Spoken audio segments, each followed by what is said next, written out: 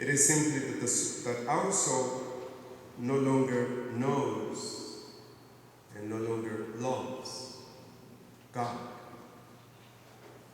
And when that happens, we already know what is the consequence.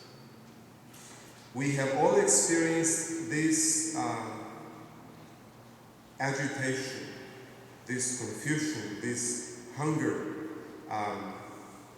We look for happiness everywhere, looking to satisfy this need that our soul has. So we keep distracting ourselves to, in a sense, cheat this hunger, as it were. And so we give ourselves up to our passions, and we throw ourselves into all sorts of pleasures as they present themselves to us.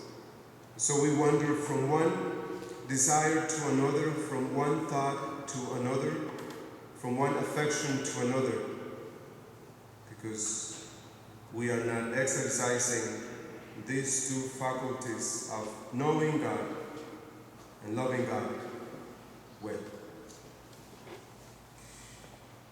So that is why to love God has become a commandment, because God knows that we need to keep it as a commandment. You shall love the Lord your God with everything. With everything. So with this we understand that the essence of Christian perfection consists in union with God through knowledge and charity. Simple. Charity, while conforming our will to God's will, unites us to Him. Sin, on the other hand, draws us away from Him. So serious sin is the greatest enemy of happiness. The greatest enemy of happiness. Not only because it injures the soul, but it destroys it in its constituent elements, charity and grace. Charity and grace. So this destruction, this spiritual death, is the inevitable result of sin, the act by which man voluntarily detaches himself from God, the one source of life, of charity and grace. So, in the prayer at the beginning of Mass, the priest is asking God to look at our misery and stretch out His hand to touch our misery. This misery of ours has been touched in baptism. It's touched in absolution, and it's touched in Holy Communion. Now, in the Old Testament, when a person was found to have leprosy, he had to separate himself from everything and everyone. Because a leper, everything that he touches, everything gets infected by it. The same thing with sin. So in other words, if we wanted to commit sin or to live as we please, we would have to separate ourselves from everything and everyone.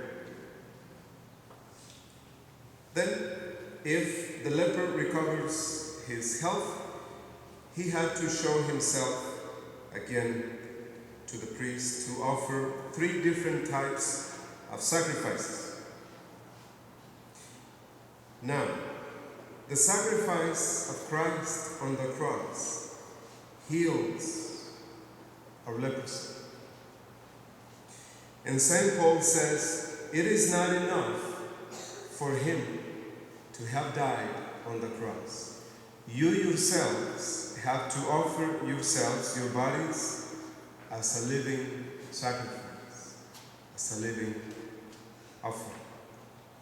So that is why the union of your soul, of your intentions, with the intentions of the priest in Holy Mass is essential.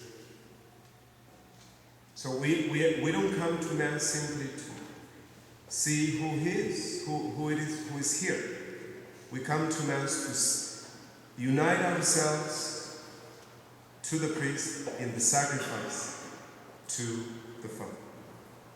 So we have been touched by grace, and the sacrifice we have to offer after our healing takes place every day on the altar of the Mass. So we should be grateful for this miracle that takes place every time we see ourselves separated from God through sin.